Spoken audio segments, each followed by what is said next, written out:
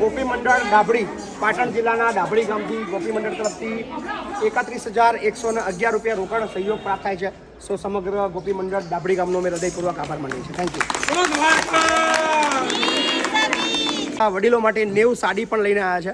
સો એમનું પણ અમે આભાર માનીએ છીએ અને સાથે 15 મણ ઘઉં પણ છે. Thank you.